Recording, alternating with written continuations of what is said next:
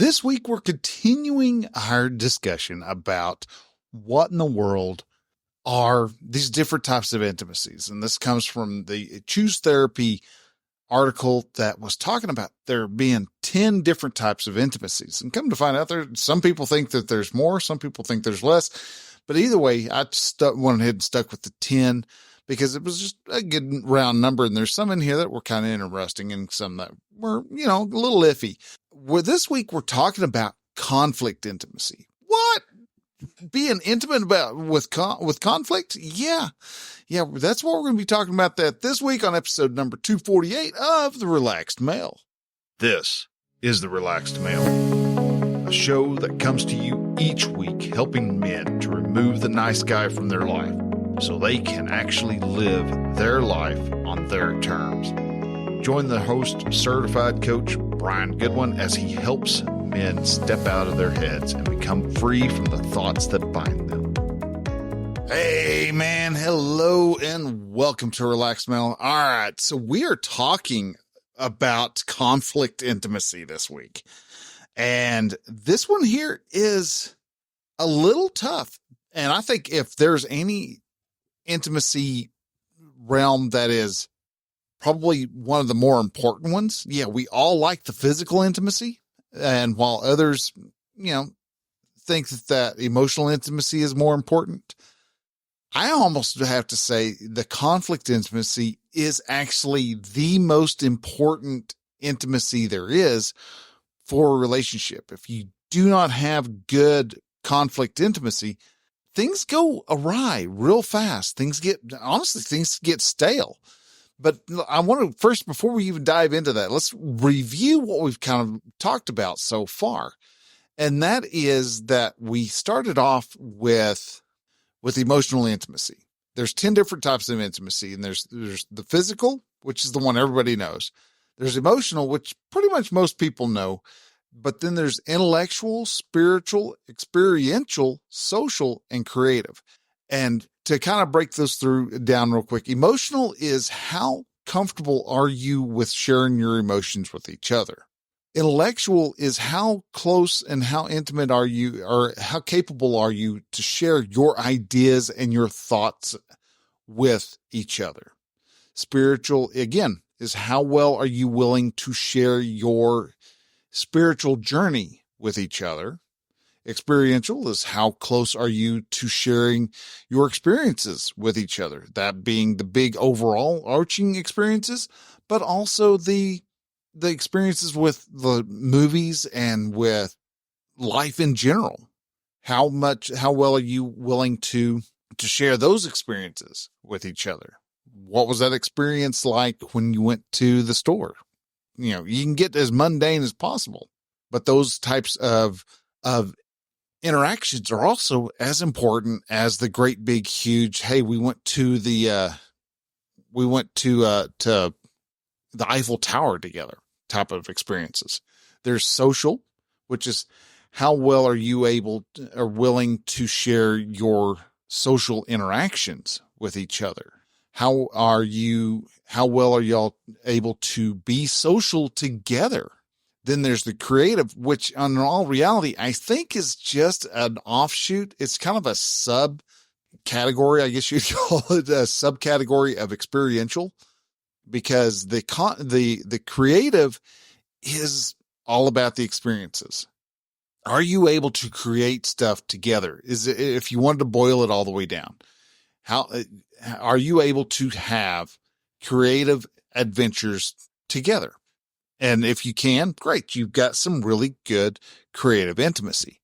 Conflict intimacy. How well are y'all able to fight together? And this is an important one, because if you're not able to fight, you're going to find that the relationship really stales out and just becomes kind of this bland roommate. And this is where the roommate syndrome really creeps in, because you're not willing to argue with each other anymore. You're not willing to have those hard conversations anymore. So when it comes to conflict intimacy, this is the hardest and scariest aspect for many of us to face, especially us men, because believe it or not, we don't like conflict, especially when it's conflict that is with the person that we like to sleep with. And a lot of that is because we have assorted thoughts, especially thoughts around sex. Oh my God, if we have a fight, I'm not going to get to sleep with her. She's not going to want to have sex with me anymore. Are the kind of the thoughts that we draw together, and we cause a lot of, because we have those types of fears, we run from the conflict. We run from the fear that we may not be able to have the relationships that we want. Yet when we have the fights, when we have the arguments, when we have those hard discussions, we actually open up the opportunity for all the other intimacies to come into play. Because when you're having a fight, you're going to have conflict, or you're going to have conflict, and that conflict is going to have emotions mixed in with it. So you're going to have to share your emotions with your spouse. Also, while you're fighting, you're actually mixing in the intellectual intimacy too, because you're going to be sharing your thoughts with your spouse, and your spouse is going to be sharing her thoughts with you. And those things can mix together, and not always pleasantly. It might mix like oil and water, but then again, it may kind of smooth itself out. And the whole arguments that you have is also an experience. And so you have these experiential intimacies. And so you can almost say conflict intimacy is a type of experiential intimacy.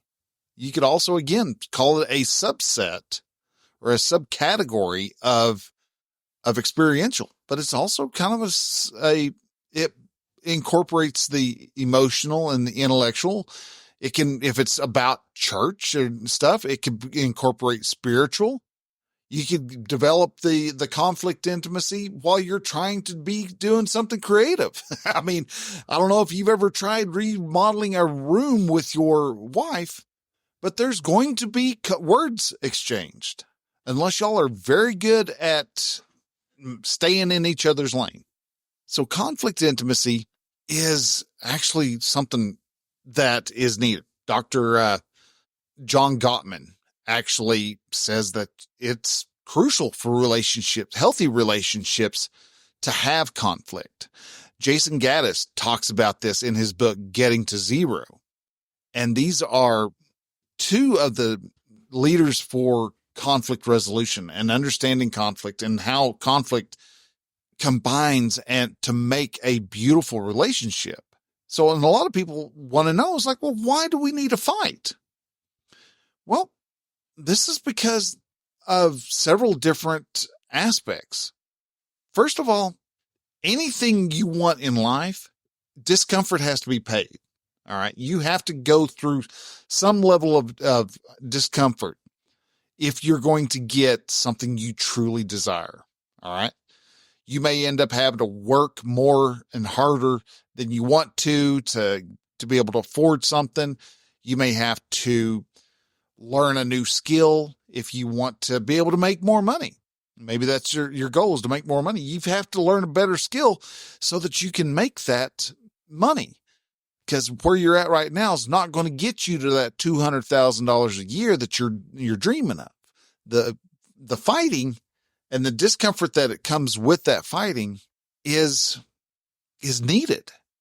Also, when you fight, you're not going to allow yourself to fall back into the roommate syndrome, but you also get to know and understand your wife more. You get to know and understand what it is about her that really makes her tick.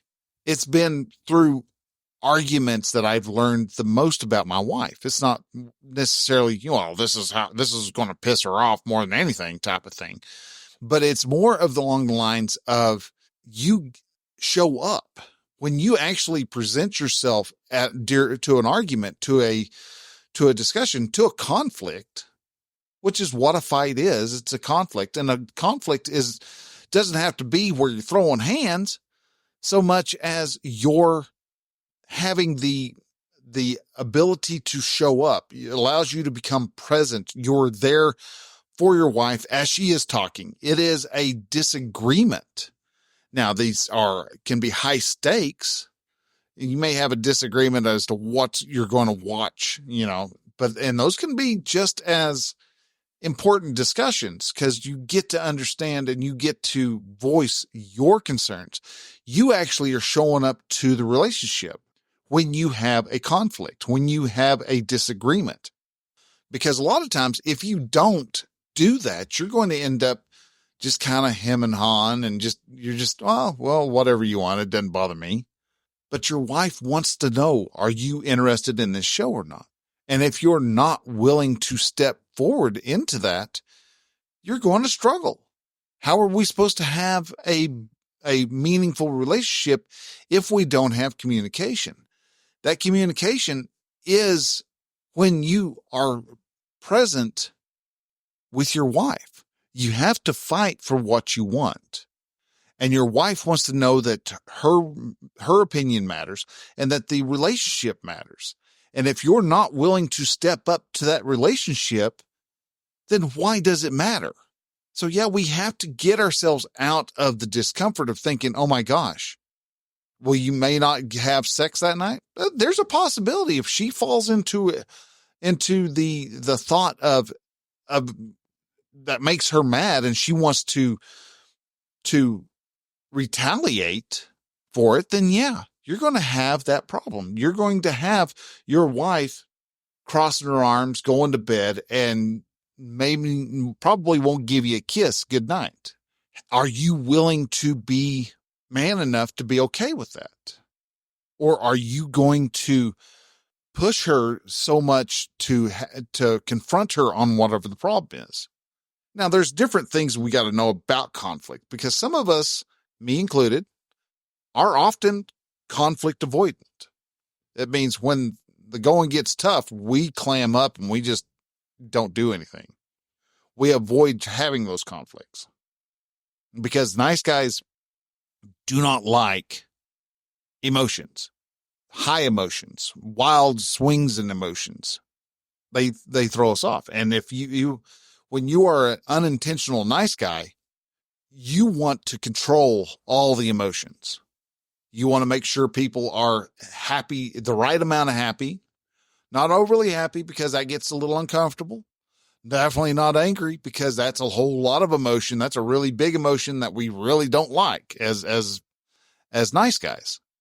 And when our wife gets angry at us, at the kids, at the mother-in-law, at the whoever's, that wigs the nice guy out. And so this is why you have to go through the process of being okay with conflict. And it's not that it's hard. It's just you have to understand why you are running away. And that's why most people run away from conflicts, is because we've never been shown what healthy conflict resolution is about. Most of us have either been in one of two aspects of conflict resolution. Either it's the abusive, everybody's in their reactionary phase. Husband's yelling at wife and wife's yelling at husband, and they're just in each other's faces and getting really loud and blah, and it's all about the emotions and oh my God. And you're just a little kid seeing this, scared the bejesus out of you.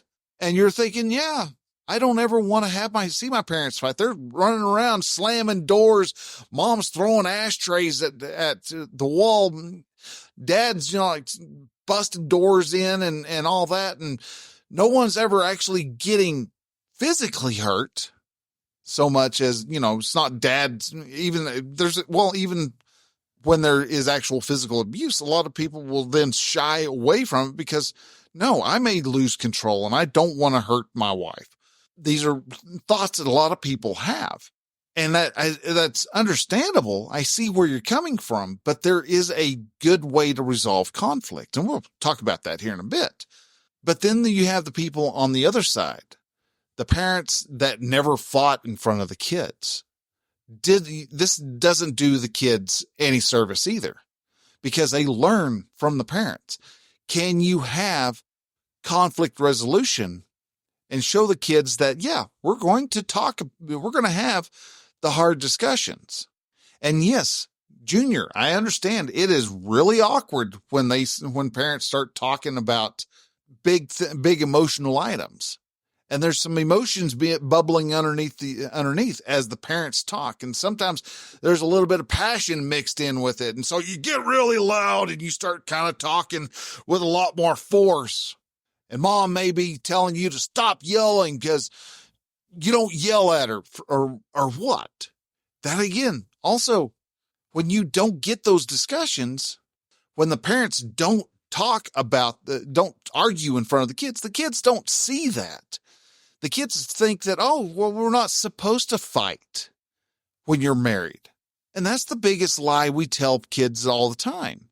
Oh, no, we don't fight in front of the kids. Well, start fighting in front of the kids. Start having the arguments. Deal with the emotional upset that you have about arguing in front of the kids. Deal with the emotional upset that the kids have after you have resolved. Let them see what happens after you have the argument. When you have the coming together, you have that resolution. That's the important part, because you go through, you fight out. You have your thoughts. Your wife has her thoughts, and y'all come together and you have a better thought. But that better thought never happens when you or her or both of you run away from the problem. You can't run from the problem. You're not going, the more you avoid the responsibility of having a good discussion, a good conflict, the more problems you're going to have when it comes to things that are supposed to be sailing smoothly and they aren't. Now, so how do you resolve a conflict? What is it about a conflict that you're needing to, that you need to have? Why do we need how do we go through the process of having a conflict and being able to fix it and resolve it? Because when I say fixing it, I don't mean, well, let's placate. Let's manipulate.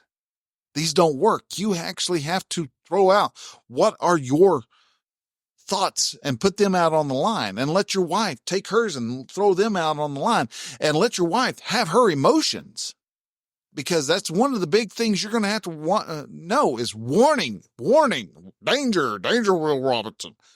There's a big warning, because there's a lot of emotions going to be showing up when you have a conflict, and you have to be able to understand, first off, keeping yourself present. If you go into unintentional land and you turn your thinking part of your brain off and you just run on autopilot, you're going to run away every time. Yet, if you are present, you will see and understand, I'm getting angry. You will see your wife, she's getting angry. You're not trying to manipulate the situation. You're just understanding the fact that she is displaying the indicators that she's getting angry. Is she getting angry? I don't know. You honestly don't know. Those are her emotions. She gets to have those emotions. You get to have your emotions. So y'all get to have the discussions, and you get to have each other's emotions. All right. You get your emotions. She gets hers. She's going to display hers. You're going to display yours. And how you react to what those emotions are displayed determines on how close you're going to get to resolving the problem. Because the biggest thing that happens, and the biggest cause of why we have conflict, is because we stop listening to each other.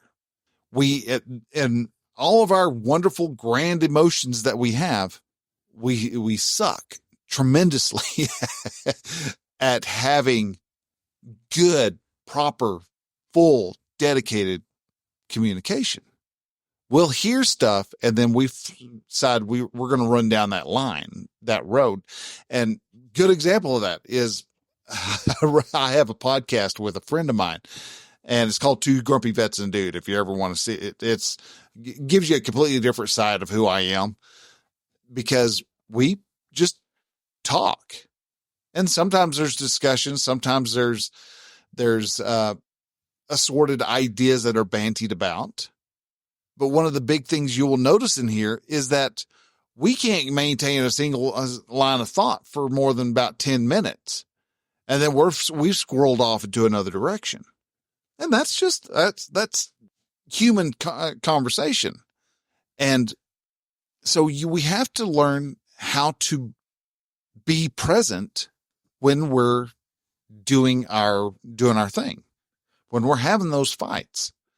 And one of the big things you want to know when it comes to resolving is first, and Jason Gaddis talks about it probably the best, is that first you have to understand you're going to feel fear. That's one of the biggest fears or biggest emotions that we're going to feel. And it's going to be some offshoot of fear. It may be jealousy. It may be anxiety. It may be, because anxiety is nothing more than the fear of the unknown. We don't know what's going to happen next. It's just a fear of the unknown. Jealousy is fear that our spouse is going to leave us, or that we fear of a lack of resources. And so there's going to be fear. And sometimes that fear feels very disempowering. And when that fear is, when we feel disempowered, we're going to turn to a more powerful emotion. And the one that men love to tap into when we feel disempowered, like with shame, is anger. And anger, if you act upon it, becomes aggression. And that's where most guys actually have the ability to maintain and keep away from aggression. We will get angry. We will get mad. We will yell. We'll shout. We'll cuss. We'll do this. But it's all based in fear. So when you actually understand that you're blowing up, you're caretaking, which is not a good form at all. If you've ever heard me talk about that, caretaking is where you actually take a person's reason to care away, or you just completely stonewall, you shut down, you stop talking, you just, yeah, okay, whatever. And you disengage from the disagreement. Now, Jason recommends that what we need to do is we actually need to learn how to do conflict. And conflict's the hardest when it's with people that we're the closest to, so like our wife. So you need to learn how to he recommends that you learn how to fight with your intimate partner. And I'm going ahead and kind of break this part down because I went ahead and pulled his post up where he talks about how to resolve conflict in your relationships. Jason said, I knew nothing about conflict until I met my wife. Thankfully, we learned together. At times, it was ugly and dark. I felt so incredibly uncomfortable at times. I wanted to just hit the eject button and run away. Ouch. But since my parents hid their conflict from us kids, I learned that healthy relationships, as a quote, meant no fighting. That teaching is and was bullshit. Every single short-term relationship I had prior to meeting my wife, I would say, yeah, our relationship is great. We never fight, thinking that my parents taught me well. Little did I know that I was keeping a relationship stuck on superficial grounds. With the unwritten rule to not go there, deep down, I was terrified of ruffling the feathers of any relationship that I wanted to withhold to the truth. I would just tell white lies, take care of things, do anything in my power to avoid the tension. The irony was that I was really feeling a lot of tension inside myself. Bottom line, I was afraid of conflict. My wife and I had some pretty intense fights, and I imagine there will be more. I have learned that a healthy fighting is good for a relationship. It's fertilizer. We burn through the conflict and the relationship challenges within hours. And that is actually a really good analogy of that it's fertilizer, because what happens when there's a fire? That fire burns away all the superficial, unwanted, unneeded trash. All right. That's the scrub brushes, the fallen, dead, dying, leaves and branches that have fallen. And the more trash you let build up, the hotter that fire is going to burn. Because naturally, when you let fire just do its thing, A fire will go through and it's a vacuum. It's nature's vacuum cleaner. It's going to pick up and get rid of all the trash. And what happens is it converts all that garbage into fertilizer. It turns into ash, and that ash is if you've ever looked at fertilizer, one of the things that it needs is potash, and that potash is found in the ash. And so as that fire burns through, it gets reincorporated into the plants. It allows for new growth.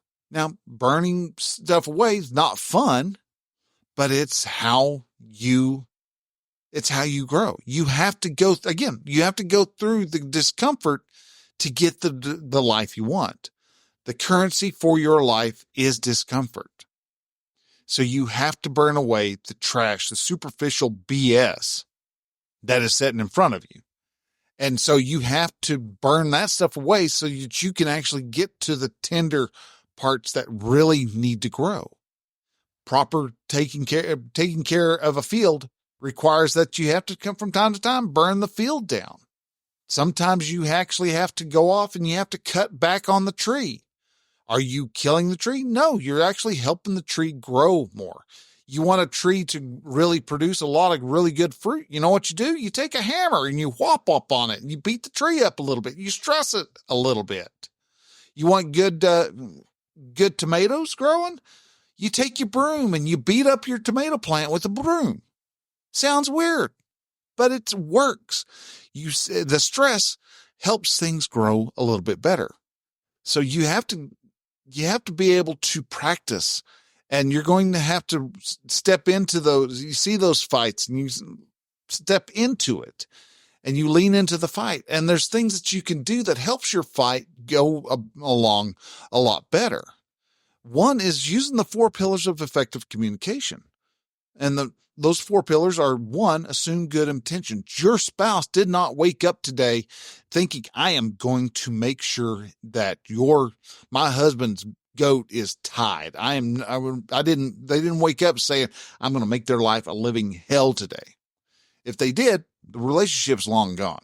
But 99.9% of the time, they aren't waking up thinking that they're going to go see what they can do to piss you off.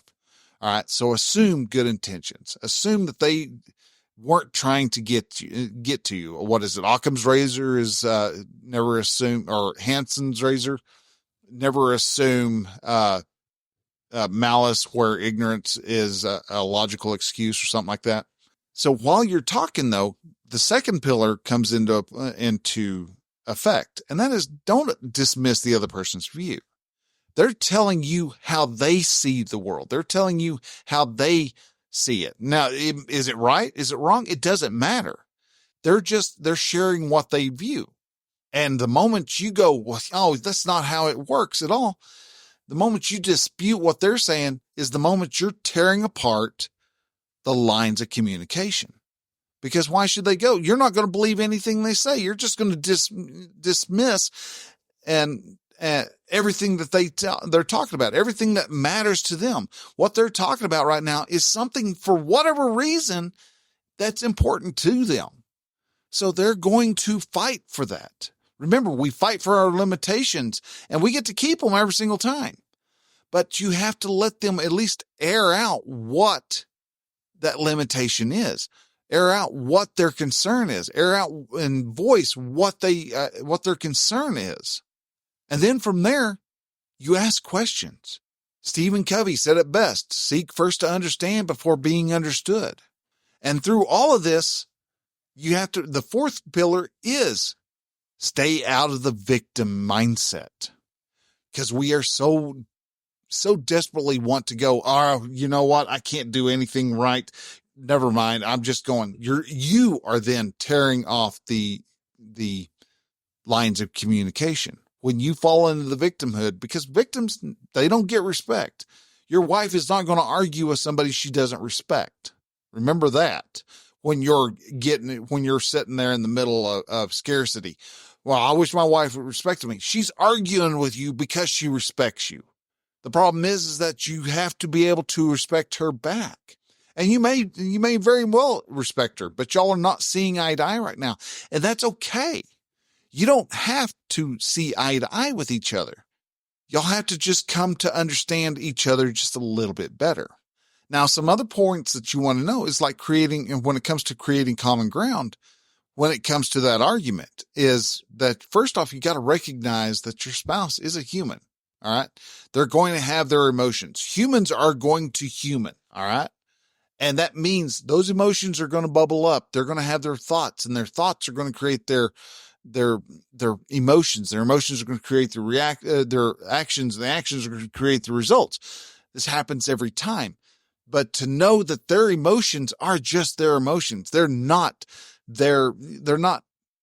anything that you need to take personal. Even when she says, oh yeah, well, and this, and says something that she's intentionally saying to get you to respond, you don't have to take that personally. They're just words. One, two, she's hurt and she's just trying to strike out to you also. So she wants to try to hurt you. It doesn't have anything to do with you. Everything she does is all about her. Everything you do is about you, unless you're being very intentional in your actions. So you have to use those 4 pillars of effective communications, and then ask more questions. Identify what her problem is. Identify what the need is. What is she trying to tell you? All those times your wife is nagging you about you working too hard is not that she doesn't want you to work any harder. She's just trying to say in her own way, I'm lonely. Can you love on me? Could you give me a hug? Could you give me a kiss? Could you pay attention to me for 15 minutes? Can you do that? Can you get out of your own way long enough to try to hear and come to understand what it is that your wife is telling you? When you can understand that, she's going to be willing to understand you. And when y'all both understand each other, that's when the reconnection, the fixing, the resolution, and the repair for relationships comes into play. And that's where you get to create the trust that is needed to be able to have even better intimacy in all the other fields. You get that better emotional intimacy because you took the time to share your emotions with your wife, and she shared her emotions with you, and you accepted her for being the beautiful human being that she is. You got to experience your beautiful baby doll as the human being who has the messy emotions. It's what makes humans so beautiful, is that we are an emotional mess. And damn it, we're glad for it, because how boring would life be if we didn't have our emotions? To not be happy, to not be sad, to not be scared to try something new, because on the other side of that scared is the feeling of exaltation, the feeling of success, the feeling of triumph. But you can't get to those high vaulty emotions unless you go through the scare. What if it fails? What if I land on my butt? What if it hurts? Well, then you get up, you rub your ass a little bit, and then you try it again. Conflict is scary. I get it. Even thinking of the word conflict and working on conflict resolution, that word conflict generates such a revulsion, such a distancing. You're like, whoa, whoa, whoa, whoa, whoa. I don't want to work that. That's not, I don't want to do. Why do we want to fight? Because of how much more intimacy you get when you go through that conflict, when you go through that argument. Life becomes so much better. If you want help with your relationship, if you want help with being able to find the joy of your relationship again, if you want to be able to have the means to reach out, be the leadership that your family needs, to have the ability to be there and be present for your wife when she has her meltdowns, and be able to have the relationship you dreamed of. Reach out to me. Go to relaxmail.com/lovebirds and let me know what it is you want to work on with your relationship. We'll sit down, we'll look at it, we'll talk it through, and we'll see, and we'll strategize. How can you have a better relationship with your wife? How can we take what she said and look at it in a way where you can love her even more? These are things that we're able to do. These are things that we can take the relationship that seems like it's about on the verge of failing, and you can turn it around. All of a sudden, that woman who has caused so much consternation and aggravation in your life is all of a sudden that beautiful woman again. We can get you there. We can take you there. All you have to do is take the first step. That first step is relaxmail.com/lovebirds. And I would love to help you out. Love to be able to show you what a better relationship is like. Also, if you found anything in this show that resonated with you, you found it powerful, and you would like to share it out, please share it out with your friends, your family, those who have just recently had an argument and worried that their wife's never going to talk to them again. Why is that? You can share this with them. Shoot it as a text email or as a text message, or shoot it as an email, or you can combine the both and it'll be a text email. Who knows? Share it on the Facebook and Instagram and Twitter and all the other places that you have men that you believe would benefit from hearing this message. And with that, just let them know. It's like, hey, there's a site out there that is working to change men's lives, change their lives so that they have better relationships. And so, guys, with that, I want to say thank you very much for listening. Y'all take care, and we will see y'all next week. Till then, bye.